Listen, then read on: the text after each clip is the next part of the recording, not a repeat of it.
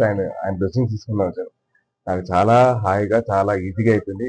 Police సహకారంతో అలాగే అర్చకులతో ఉన్న ఆలయ సిబ్బందితో అందరూ బాగా నన్ను దగ్గర నుంచి చూస్తున్నారు. సో చాలా బాగుంది. చాలా చాలా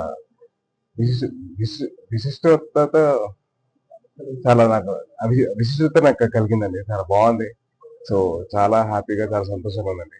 నేను అలాగే అందరూ వచ్చి స్వామివారిని దర్శించుకోవాలని కోరుకున్నాను. ప్లీజ్ దయచేసి నెక్స్ట్ సంబరాల్లో ఏటిగట్టు అని చెప్పి ఒక సినిమా ఉందండి. సో అదొకటి జరుగుతుంది షూటింగ్. సో నెక్స్ట్ అదే అండి.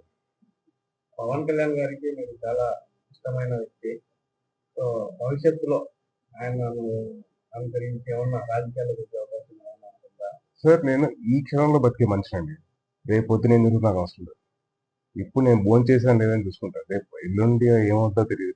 మనకైనా మీకైతే మీరు రేపు పొద్దున మీ పని చేసి మీరు ఓన్ రావచ్చు కదా, చెప్పాను కదా.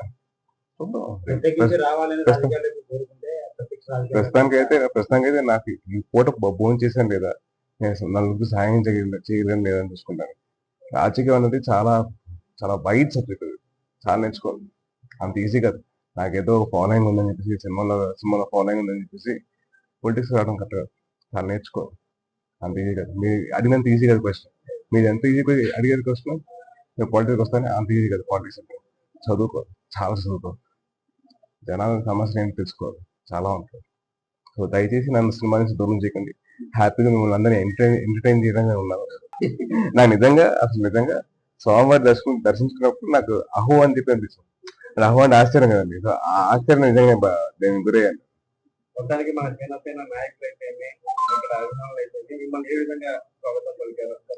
నన్ను ఒక మామూలు సగటు మనిషిగా చాలా బాగా చూస్తున్నానండి. సో నాకు ఆ ప్రేమ ఆప్యాయత వచ్చినందుకు చాలా సంతోషంగా ఉన్నాను. మీ రాబోయే సినిమాలు లేదండి. యాక్చువల్లీ పెట్టుకోవచ్చు, బట్ కథలో కుదరదు కదండి. కథలో కుదరకపోతే పెట్టుకోమని ఏం లాభం? సో కథలో కుదిరితే నేను డెఫినెట్ పెట్టుకుంటాను.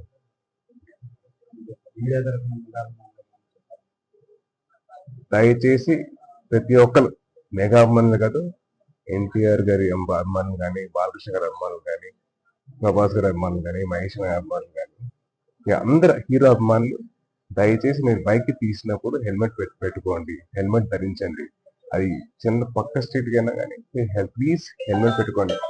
ఆ హెల్మెట్ పెట్టుకోవడం వల్ల నేను బతుకున్నాను, మీ ముందర ఉన్నాను. సో దయచేసి మీడియా వాళ్ళైనా కానీ, పోలీసు వాళ్ళైనా కానీ ఒకటే రిక్వెస్ట్, దయచేసి హెల్మెట్ పెట్టుకోండి, సేఫ్ రైడ్ చేయండి. డ్రగ్స్ తప్పండి.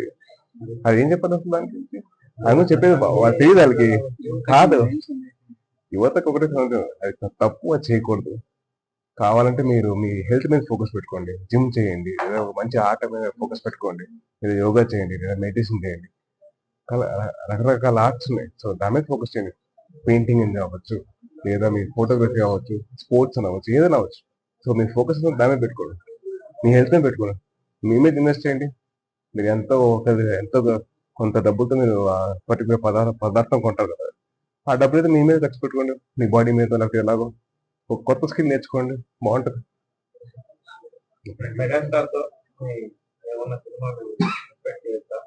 నేను ఎక్స్పెక్ట్ చేస్తానండి. అదే నేను కూడా ఎక్స్పెక్ట్ చేస్తాను. అది వస్తే బాగుంటది. మా ముగ్గురు మోయలు 2 మోయలు అయితే అయిపోయారండి.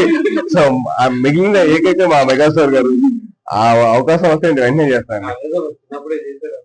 నేను చేయలేదు సార్, వరుణ్ గారు చేశారు. వరుణ్ గారు చేశారు, మా తమ్ముడు చేశాడు. నేను ఒక్కనే ఇంకా ఏకాకలం మిగిలిపోయా. సో తప్పకుండా అవకాశం వస్తే నేను చేస్తాను. ఇంటికి వెళ్తాను.